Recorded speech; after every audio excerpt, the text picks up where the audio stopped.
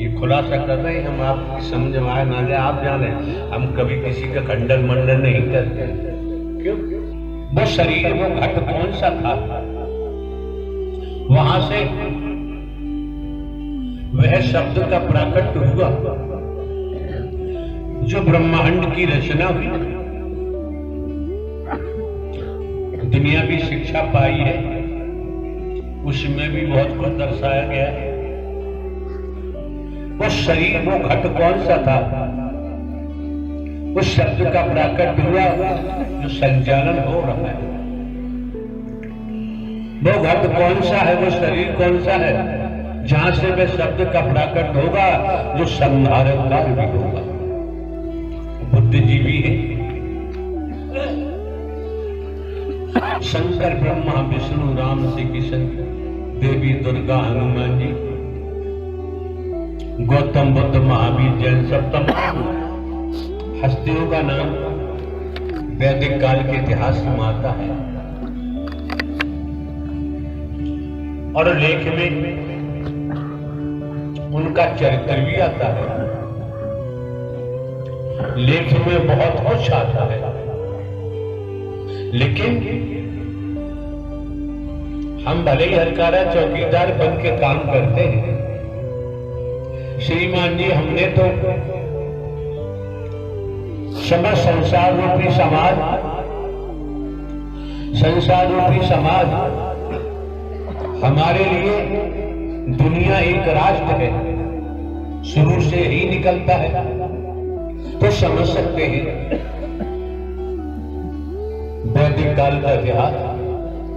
लेकिन हमारे द्वारा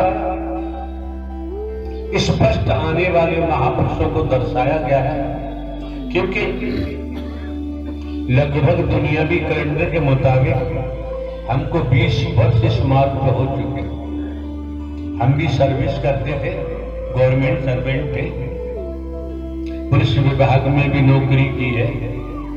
पुलिस विभाग से लगातार 21 वर्ष जुडिशियली न्यायालय में स्पेशल जज नार्को के गए, स्पेशल जज ECN डिस्ट्रिक्ट जज के हमने प्रमोशन हुआ, हेडक्वार्टर के इंटेलिजेंस ब्यूरो में ट्रांसफर हुआ। अभी 14-15 वर्ष बाकी थे नौकरी के, और आप समझ सकते हैं सीनियरिटी से प्रमोशन कम से कम 2। हम अपनी मर्जी से इस दिशा में नहीं आए, ये आपको खुलासा बता रहे। अगर हम अपनी मर्जी से आए होते तो बाबूजी रुपया पैसा वस्तु पदार्थ सोना चांदी हीरा मोती जवाहरात ले रहे होते, दान पात्र लगा रहे होते। ये भी एम घमंड की बात नहीं, आप लोग जानते हैं भिन्न भिन्न प्रांतों में, कस्बों में, शहरों में, नगरों में, महानगरों में, ग्रामीण अंचलों में ज्यादातर हमारा भ्रमण साउथ इंडिया में रहा है। केरला है, आंध्र प्रदेश है, उड़ीसा है, छत्तीसगढ़ है, मध्य प्रदेश है, उत्तराखंड है, पंजाब है, दिल्ली है, हरियाणा, तमाम प्रांतों में रहा है। साउथ इंडिया में ज्यादा रहा है। तो लगभग 20 वर्ष। और आपको ये भी जानकारी आने वाले महापुरुषों को, हम कहीं किसी का भोजन भी ग्रहण नहीं करते। आयोजन कराने वाले महापुरुष भिन्न भिन्न जनपदों से आए हैं, उनको पता है किसी का दूध दही घी कुछ नहीं लेते, फल फ्रूट भी नहीं लेते, ड्राई फ्रूट भी नहीं लेते। हमारे नाम जमीन जायदाद है, बहुत पैदा होता है।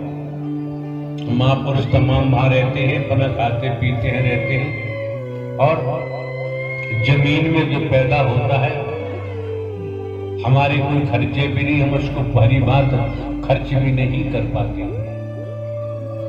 दूसरे परिवार वालों के लिए तो हमारी मृत्यु कभी की हो चुकी है, रिश्तेदारों के लिए भी हमारी मृत्यु हो चुकी है। हम दोनों साथ साथ रह रहे हैं, लेकिन एक दूसरे के लिए मर चुके हैं।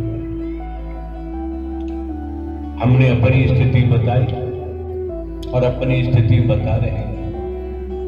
अब आप, आपकी बहन बेटी, आपके बच्चों सबको समझना चाहिए कि जब हम साधु संत महात्मा नहीं, बाबा साहबा नहीं, कथावाचक उपदेशक नहीं, तो भैया फिर क्यों आए? हमने आज तक कोई आश्रम नहीं बनवाया, जमाने में हमने कहीं कोई प्लाट्स नहीं खरीदे हैं, कहीं पर भी खरीद सकते हैं लेकिन नहीं।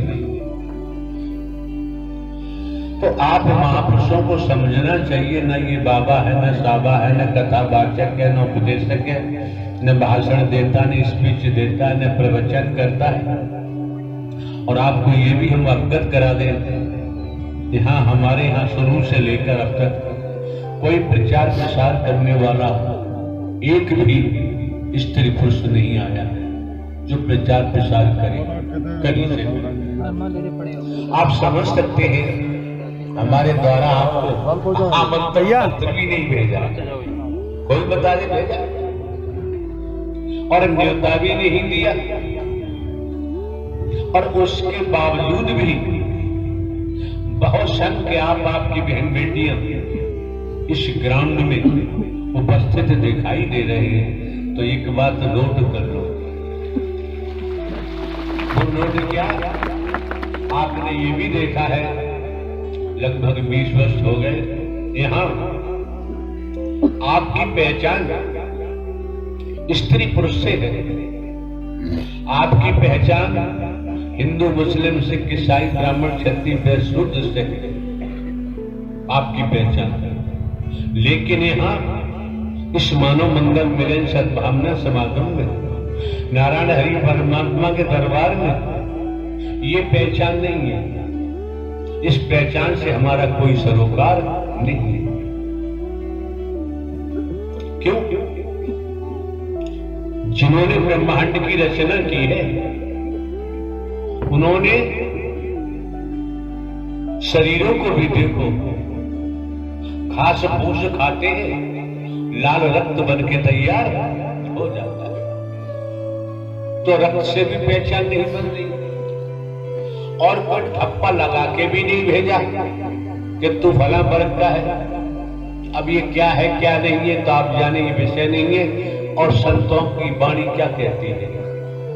संतों की वाणी कहती है, हम भी चमार तुम भी चमार, चमार ही जग संसारा है।